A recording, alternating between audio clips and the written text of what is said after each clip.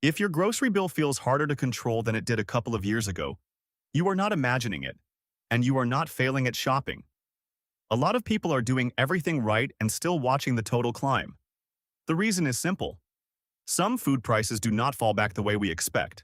They get stuck, sometimes for months, sometimes much longer. And the important part is this. It is not just inflation in the basic sense. It is crop cycles. It is labor. It is transport. It is packaging. It is processing. It is retailer behavior. It is shrinkflation. It is the way stores and suppliers adjust after a shock, then keep the higher floor in place long after the headlines move on. So this is not a panic video.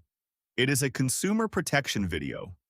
By the end, you will know which foods tend to stay expensive, why that happens, which substitutes actually make sense, and what to check on your next grocery trip so you can protect your money without feeling deprived.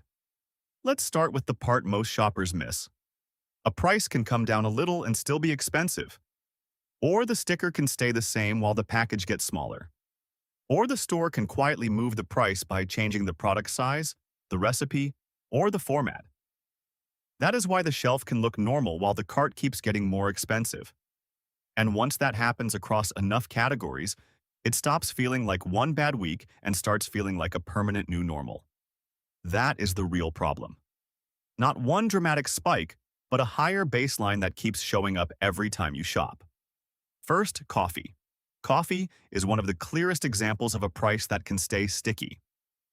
Not because shoppers suddenly want it more, but because coffee depends on weather, harvests, shipping, and global supply conditions that ordinary consumers do not control. When crops are hurt, the cost pressure does not stop at the farm. It moves through roasting, packaging, freight, and retail margins. That means even if one month looks better, the shelf price may not fully return to where it used to be. Stores also know coffee is a habit item. People buy it repeatedly, so they can be slower to cut prices when the market eases, because demand is steady. In other words, coffee is not just sold as a beverage, it is sold as a routine. And routines are hard to break, which gives sellers more room to keep the price elevated. What can you do? First, compare price per ounce, not just the bag price. Second, if you drink coffee regularly, test whether a store brand, larger bag, or whole bean version gives better value. Third, do not assume the prettiest package is the best deal. Coffee is one of those categories where the premium look often has nothing to do with the real cost per cup. Even a small shift in grind type, roast format, or package size can change the economics more than the front label suggests. Next, cocoa and chocolate products. Cocoa has had its own brutal stretch because it is so dependent on growing conditions, disease pressure, and supply disruptions in the regions that produce it. When cocoa costs rise, it does not just affect candy bars. It affects baking cocoa, chocolate chips, cookies, snack packs, and even some cereals and desserts. Here is the hidden part.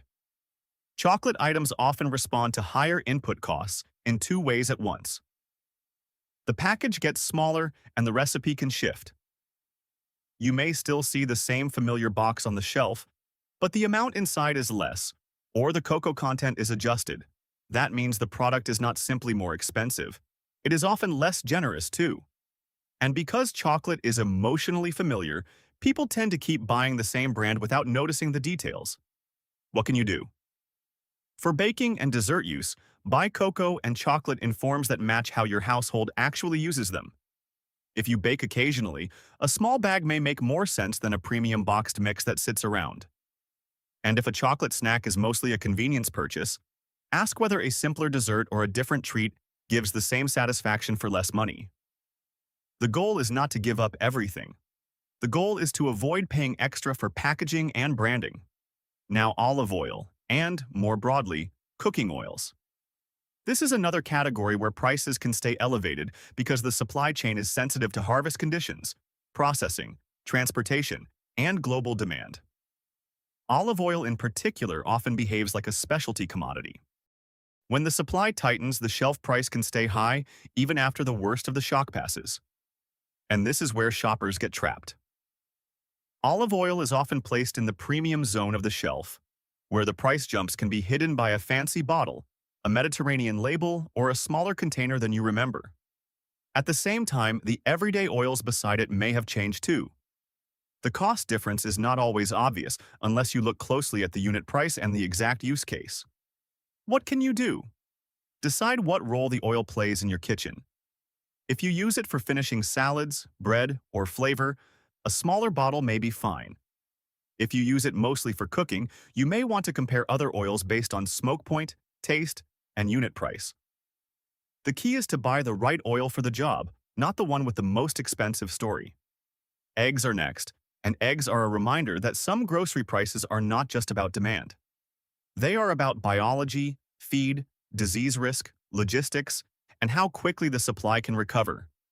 Eggs can spike hard, then ease, then move again. That makes them feel unstable, even when the store looks fully stocked. The tricky part is that people treat eggs like a basic anchor item. So when egg prices move up, shoppers feel it immediately.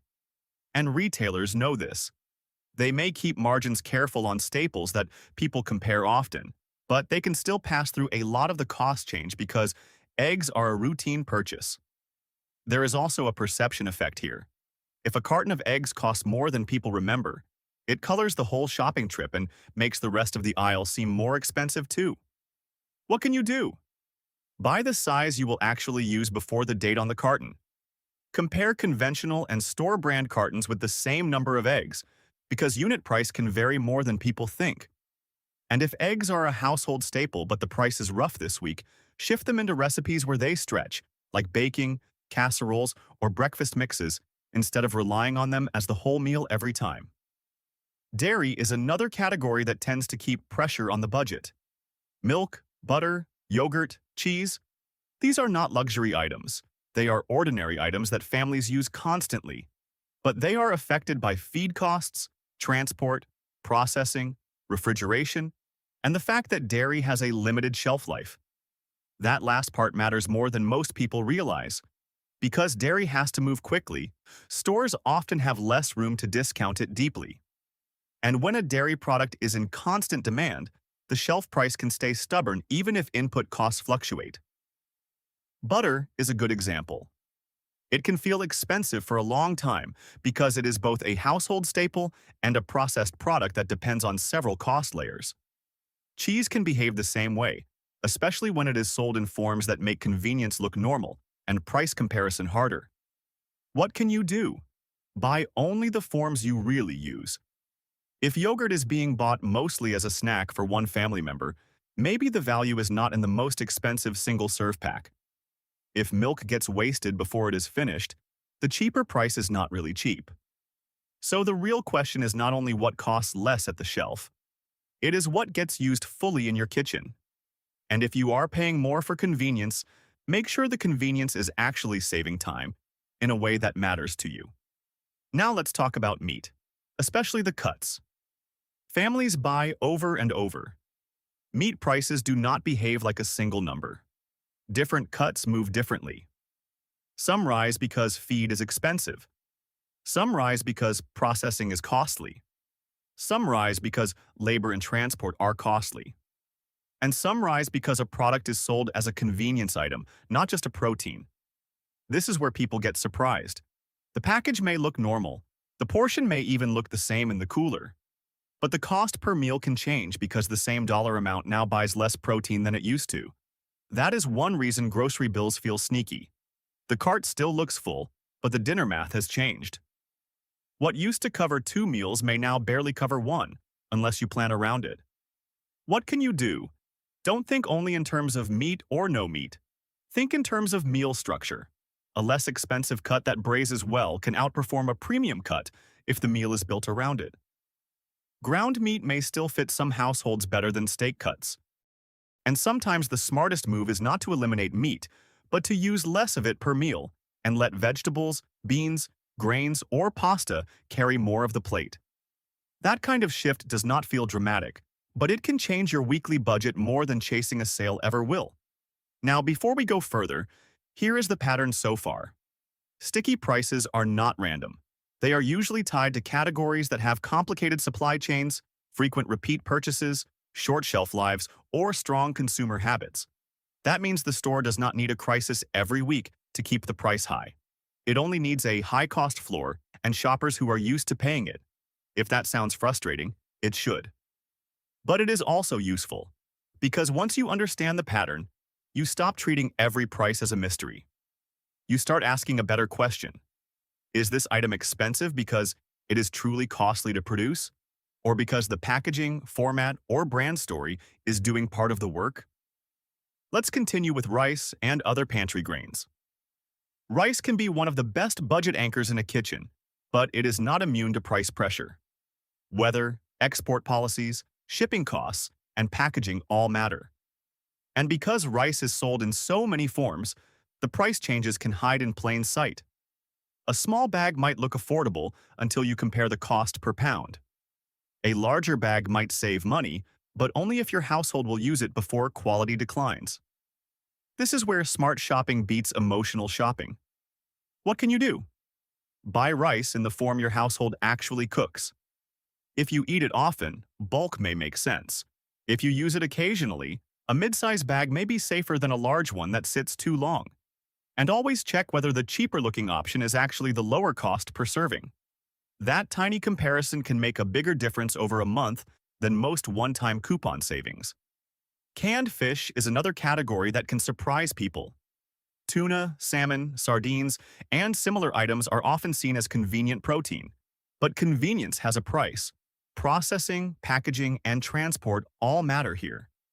And because canned fish is shelf-stable, shoppers sometimes overlook how much the price has moved over time. The hidden risk is that people keep buying the same can because it feels familiar. But the net weight may have changed. The fish quality may have changed. The oil or water content may have changed. The can may even look slightly smaller than before. What can you do? Look at the ounces and compare the actual drained weight if it is listed. If canned fish is part of your regular lunch or pantry routine, compare store brands and larger multi-packs. And if you only need it occasionally, do not treat the most expensive version as the default. Use it as a strategic item, not a habit item. Now, peanut butter. This is one of those foods that can feel like it should be stable, but it often moves with more complexity than people expect. Peanuts, oils, jars, labor, and packaging all matter. And because peanut butter is a family staple in many homes, even a modest price change gets noticed. The part shoppers miss is that peanut butter can be hit by both price increases and shrinkflation at the same time. The jar looks familiar. The shelf spot looks familiar. But the net weight quietly drops, or the ingredient blend shifts. So the real cost per sandwich is higher than the sticker suggests. What can you do? Compare the unit price, not the jar color or brand familiarity. If your household actually uses peanut butter every week, it may still be worth buying. But make that decision based on usage, not habit. If it is only for the occasional snack, look at whether another spread or a different protein snack fits your budget better. Let's pause here for a reset, because this is the moment where the whole picture becomes clearer. The story is not that food is disappearing. The story is that some categories now have a higher cost floor than they used to. That floor can stay in place because the underlying cost did not fully reverse, and because stores are not always eager to give back margin once shoppers have adjusted. That is why the smartest response is not fear. It is pattern recognition. Ask yourself this. Which items in your cart are true priorities for your household? Which ones are habit purchases that you could change without feeling deprived? Which ones are being bought in the most expensive format simply because that is how you have always bought them? That question alone can save money without making your life feel smaller. Now let's move from diagnosis to action. The best substitutions are not usually dramatic. They are practical. Frozen vegetables are one of the easiest examples. They often hold up well nutritionally and can reduce waste because you use only what you need. If fresh produce is expensive or spoiling too quickly, frozen can be a smarter household choice rather than a downgrade. Store brands are another major tool, but only when the store brand actually compares well on ingredients, taste, and function. A store brand pasta sauce may be completely fine. A store brand cereal may be close enough. A store brand cleaning product may perform almost identically. But you still have to judge the item on what it does in your house, not on the label alone. And this is important. Sometimes the best substitution is switching the form of the food, not just the brand. Whole beans instead of a convenience package. Plain yogurt instead of a flavored single-serve product. A block of cheese instead of shredded if the price difference is meaningful. Frozen vegetables instead of pre-cut fresh trays. Those changes do not feel dramatic, but over a month they can protect a real amount of money. There is also a buying rule that can save viewers from a lot of quiet waste. Match the food to the meal. Do not buy a product because it seems like a good deal if it does not fit how your household actually eats. For example, a large container of something is only a bargain if it gets used. A premium version is only worth it if the quality difference matters in your kitchen. And a discounted item is only a win if it is not pushed aside and forgotten. Now, what should you skip? Skip the impulse upgrade when the basic version does the same job. If the fancy packaging is not improving your meal, your health, or your actual use, then it is not a better choice. It is just a more expensive one. Watch for fake discounts. Sometimes a store lowers the shelf price a little, but the package is still smaller than it used to be. Sometimes the promo looks good until you compare unit price. Sometimes the deal is only good if you buy more than your household can reasonably use. And buy expensive items strategically when they are truly core to your household. If coffee is essential to your routine, that may be worth protecting. If olive oil is a daily cooking base in your kitchen, it may be worth choosing carefully. The point is not to cut everything. The point is to spend intentionally where it matters and not leak money on items that do not. A lot of people feel pressure because grocery shopping has become a decision maze. The store is designed to make you move quickly, compare too little, and trust the front of the package. So the defense is simple, but powerful. Slow the decision down just enough to check the real cost. Here is the calm grocery control checklist. Check the unit price every trip. This is one of the most reliable tools you have. Check the package size, because the shelf price can hide a smaller amount inside. Track 3 repeat purchases that drive your budget the hardest. Most households have a short list that creates most of the pain. Build one backup substitute for each high-risk category. If coffee is expensive, know your second choice. If dairy is tight, know your second choice. If a snack item keeps creeping up, know what you can swap in without frustration. And keep your pantry organized enough to see what you already have. A tidy pantry is not about hoarding. It is about avoiding duplicate purchases and wasted food. That is the real protection. Not panic. Not stockpiling.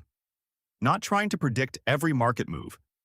Just seeing the system clearly enough to stop it from quietly draining your budget. If you want the full pattern in one sentence, here it is. The foods that stay expensive are usually the ones with complicated supply chains, sticky consumer demand, hidden package changes, or retailer pricing that does not fully reverse when the headline problem improves. Once you see that, the grocery store changes. You stop asking why everything feels random. You start noticing the structure behind the shelf. And that is where control comes back. Not because food got cheaper overnight, but because you became harder to overcharge, harder to mislead, and less likely to waste money on the wrong version of the same item. If this helped you make sense of your grocery bill, stay with the channel. The next step is not fear. It is clarity. And clarity is what protects a household budget long after the shopping trip ends.